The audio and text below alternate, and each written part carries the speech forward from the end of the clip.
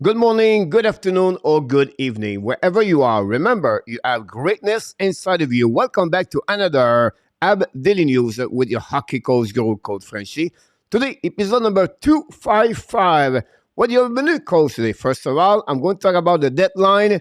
Now, for the Montreal Canadiens, no value. It is what it is. Finally, we're going to do the recap game between the Montreal Canadiens and the Carolina Hurricane. One specific player is getting better and better and better every single time he plays with the Montreal Canadiens. But before we start, we invite you, please don't forget to click on the like, subscribe to the Hockey Nation Live Show. Leave me a comment about this episode. Let's dive in, guys, now for the first subject of the day. My first subject of the day, guys, about the Montreal Canadiens trade deadline. We know the deadline is March 3rd, 2023 in NHL. Obviously, guys, for the Montreal Canadiens, no value or maybe Anderson. With some injuries from the Montreal Canadiens fan players, this hurt the Montreal trade deadline because they cannot have the same kind of value get in return if Edmondson Mannen is hurt and is not going to helping more the situation with Dadonov, Drouin, and any other players. The two only players that could increasing the value is maybe Anderson and Savard. So at the beginning of the season, if you remember, in October, everybody was excited at the beginning because they thought possible Montreal going to get at least a first-round pick. If that enough, Drouin, Monahan have an amazing, great year, and that would give a chance for Montreal to add their third first-round pick and the NHL Draft 2023. Now, what's new for Montreal now? Because the situation is not getting better with the situation with Edmondson and Monahan, possible Montreal could be on the hold. What are you talking about? If I was Montreal Canadiens, they don't get something better at the third round pick, I'll maybe keep Monahan and Edmondson for one extra year because we know Monahan, guys, could resign with the Montreal Canadiens. Edmondson are already 1 year.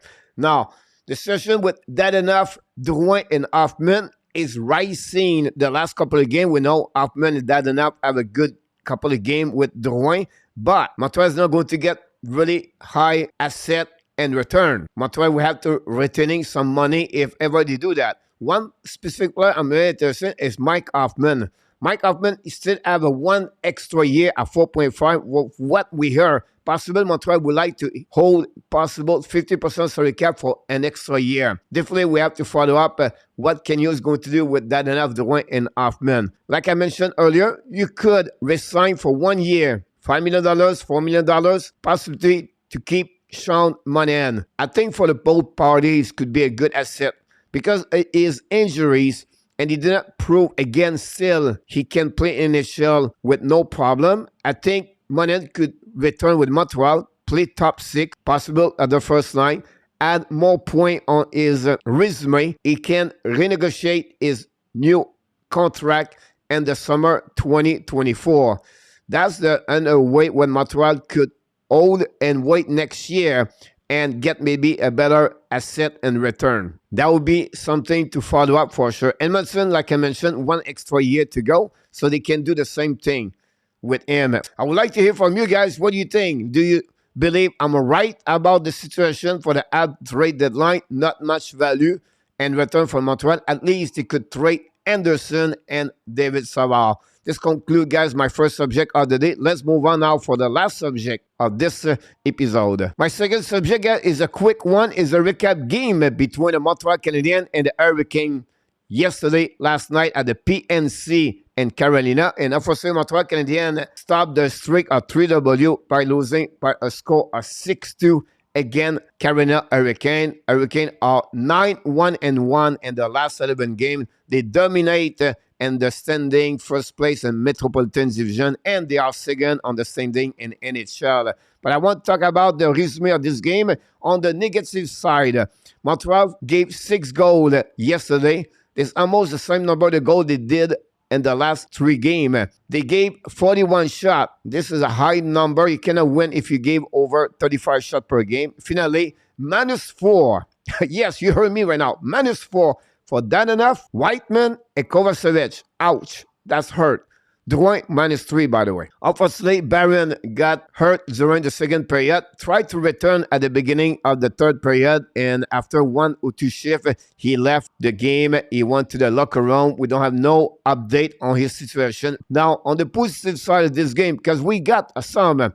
First of all, Pessoa score is 4 of the season, but RHP, Raphael Harvey Pinard, score a goal for Montreal, is 7 of the season. This is in power play, by the way, for the Montreal Canadiens. The power play Montreal continues to performing in the last couple of games. This is the 7 goal for RHP in last 10 game. Unbelievable performance for him. And I can tell you that one thing you want to evaluate a player is always looking for this player on the road.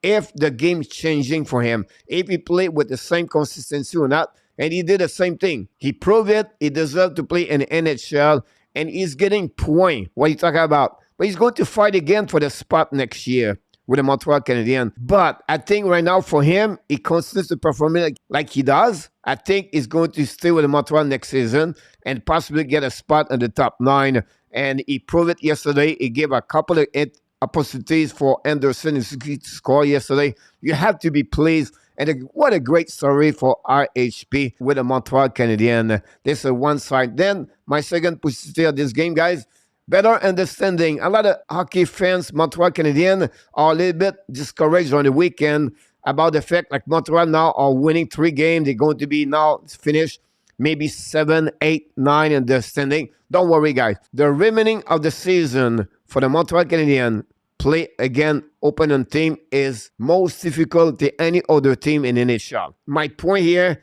don't be too much worried about this. We're going to see the Montreal Canadiens finishing possible 5 or 6 worst case and have an amazing great pick for the upcoming NHL Draft 2023. This concludes, guys, my subject of the day. I would like to hear to you, what do you think about this game between the Montreal Canadiens and the Hurricane? Here we go, guys. We talked today about the deadline for the Montreal Canadiens. Obviously, no value in return, whatever they trade. And we talk about the recap game between the Montreal Canadiens and the Carolina Hurricane. Montreal lost by the score 6-2. But before we leave, we invite you, please don't forget to click on the like, subscribe to our Canadian show. Leave me a comment about this episode number 255. And finally, remind you, you have greatness inside of you. And we wish you an amazing, blessing Friday day, everybody.